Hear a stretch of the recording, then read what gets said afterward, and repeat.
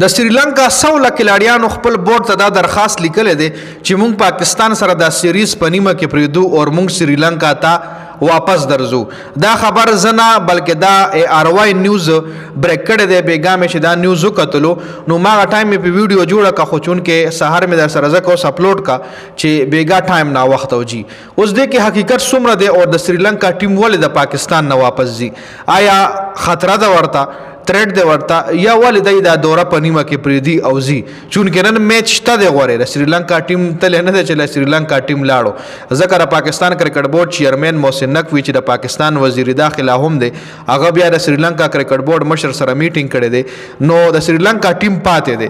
اوس محسن نقوي ولله څه خبرې کړې دي، د څه خبرې یقین دهاني ورکړې ده، او سریلانکا ولې د سریلانکا 100 کلاړیانو ولې خپل بورډ له دا درخواست ورکړو چې مونږ دا سیریز په نیمه کې پرېږدو او مونږ خپل وطن سریلانکا له واپس ځو. په دې باندې هم په دې ویډیو کې ډیټیل سره خبره کوو.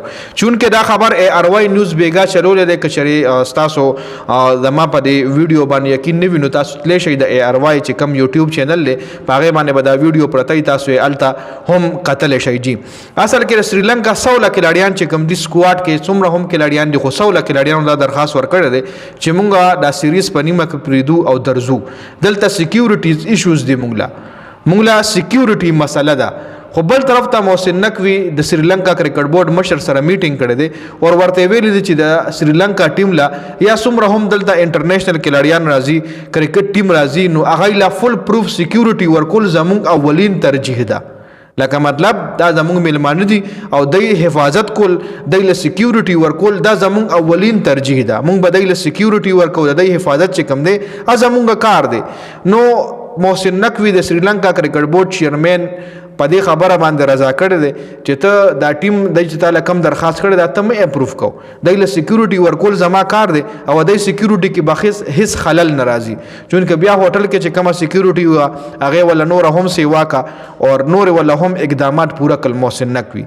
نو سریلانکا کرکټ بورډ کلاړیانو ته ووي چې تاسو فلحال د پاکستان دا دوره په نیمه کې نشئ پرېښې، او که بیا هم یو کلاړي وایي چې نه بس مونږ ځو او تاسو مونږ فورس کوئ نو په تاسو باندې به مونږ 2 کاله پابندي لګو. د سریلانکا کرکټ بورډ خپل کلاړیانو ته د محسن نقوي سره ملاقات نه پس ووي چې د ستاسو درخواست مونږ نه منظورو.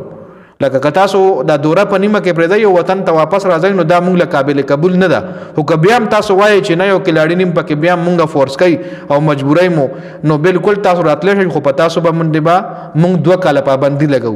چې کم کلاړي دا دوره په نیمه کې پرېږدي نو په هغه باندې به 2 کاله پابندي لګي. سریلانکا کرکټ بورډ مشر ولا صفا الفاظو کې وي. نو محسن نقوي دا سریلانکا کرکټ بورډ چې کوم چیرمین دی هغې کنوینس کړی دی، ټیم چې کم ممبرز دي، ټیم کم کلاړیان دي، هغه یې هم کنوینس کړل چې تاسو له هیڅ ایشو نشته.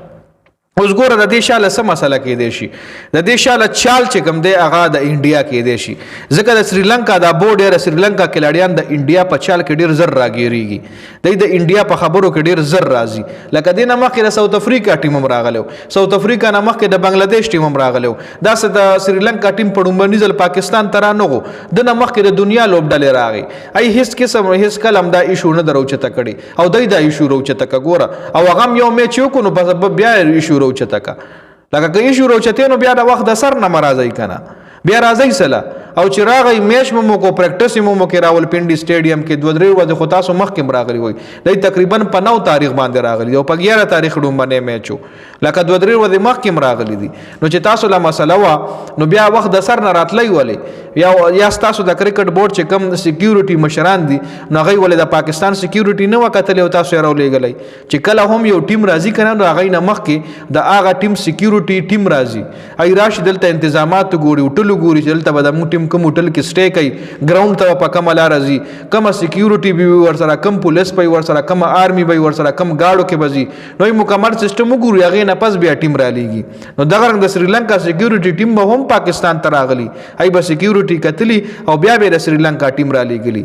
نو په عین موقع باندې چې انکار کیږي نو دې کې څه ناڅه د درېمګړي لاس شته دی، جي دې کې څه ناڅه لمسون د درېمګړي شته دی.